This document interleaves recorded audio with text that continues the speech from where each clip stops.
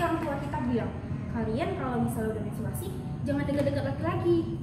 Bahkan kita pernah dibilang bahwa kalau pegangan tangan aja bisa kan hamil katanya.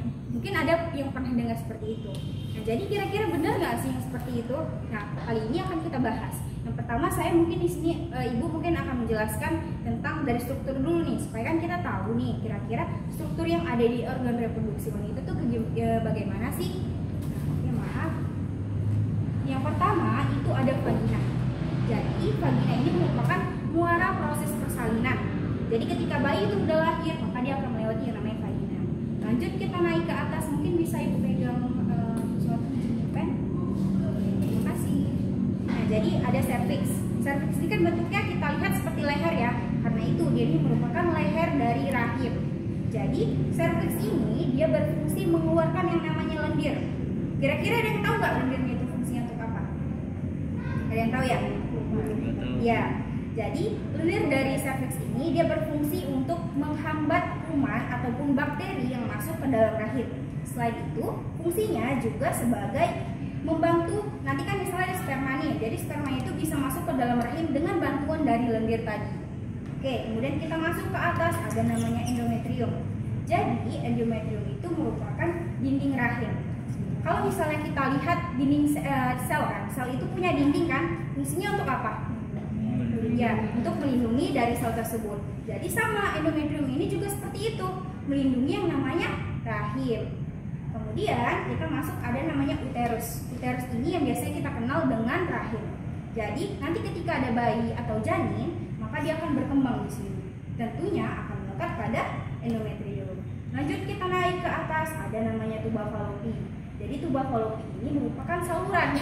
Saluran apa kira-kira? Saluran yang dimana sel telur itu akan melewati yang namanya tuba fallopi dan akan menuju ke dalam endometrium. Biasanya itu terjadi ketika menstruasi. Jadi ketika sel telur ini sudah matang dan dia menuju ke tuba fallopi, akan tetapi tidak ada nama pembuahan, maka dia akan ke endometrium dan kemudian akan meluruh bersama dengan endometrium.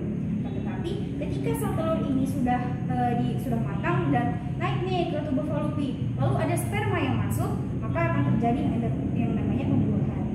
Oke, kita lanjut nih. Di sini kan ada yang bentuknya kantung ya. Itu apa namanya? Namanya adalah ovarium. Jadi ovarium ini merupakan sebuah kantung. Kalau misalnya kita lihat di kantung itu fungsinya untuk apa? Untuk menyimpan sesuatu kan? Jadi sama halnya dengan ovarium. Ovarium itu fungsinya untuk menyimpan ovum. Selain itu, dia juga menghasilkan ovum.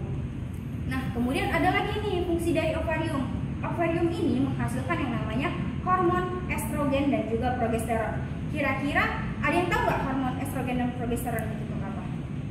Nggak tahu. Oke, jadi hormon itu berfungsi dalam proses reproduksi pada wanita.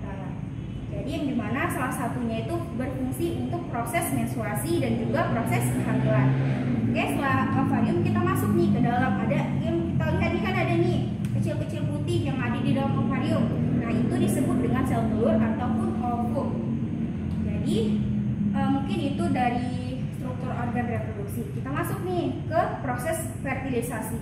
Jadi proses fertilisasi itu adalah proses pembuahan, yang dimana sebenarnya kan kita lihat nih kan di dalam ovarium itu ada banyak sekali ovum.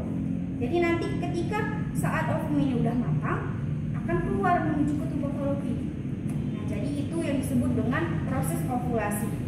Dan kalau misalnya ada sperma yang masuk, lalu dia akan menuju ke tuba fallopi, maka akan terjadi yang namanya pembuahan.